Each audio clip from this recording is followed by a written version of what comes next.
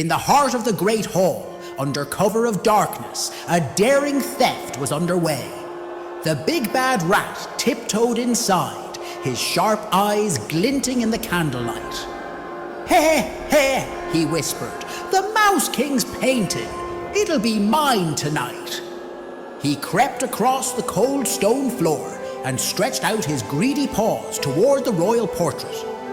"Come, on, off." "The wall," he grunted, tugging with all his strength.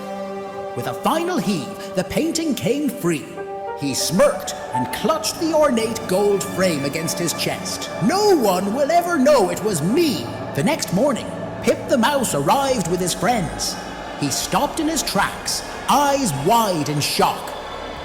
"The painting! It's gone!" he gasped. Squeaky covered his mouth. "Oh no! Who would steal the portrait of the Mouse King?"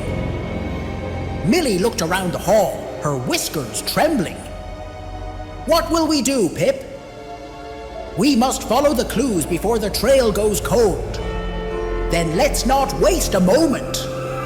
The brave little mice set off into the foggy London streets. Pip held his lantern high as they hurried past tall brick buildings and gaslit alleys. Squeaky whimpered, "I'm scared. What if we run into the rat?" "Don't worry," Monty replied. "Oh my, it's true," said Professor Von Whiskers. They searched every corner and crack until Pip pointed at a line of muddy paw prints. "Look, rat tracks!" Professor Von Whiskers nodded. They crept forward until at last they stood before the tiny door, scarcely taller than Pip himself. One by one, they slipped through the narrow opening. Elara's lantern casting long, wavering shadows against the damp stone walls, Rowan's cloak brushing cold moisture from the rough surface. They were all remarkably brave. Even little Mara, who trembled with excitement, held her breath rather than let a single squeak give them away. Beyond the door lay a corridor so dark it felt alive. The air was heavy and tasted of earth and ancient secrets, damp enough that droplets formed on the knit of their tunics. Elara raised her lantern high.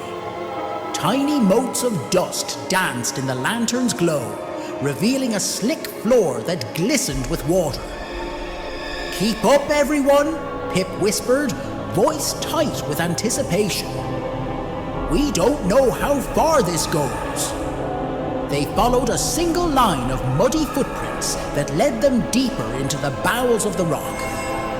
Their boots made soft slurping sounds in the rich clay-like mud, and every footstep echoed as though the tunnel itself were listening. Pip paused, knelt, and traced the print's direction with a gloved finger. "We're close."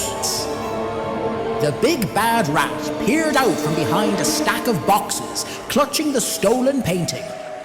"Who's there?" he growled when he heard footsteps. Pip stepped into the light, his voice steady. "Hand over the painting, rat!" "Never!" the rat spat. Squeaky squeaked and tried to hide behind Monty. Millie called out softly, "Please, we just want it back." The rat hissed and turned to run deeper into the tunnels. "The chase is on!" Pip shouted. They ran through damp brick passageways lit only by the flicker of Pip's lantern. Water dripped from the ceiling as the mice followed the rat's trail.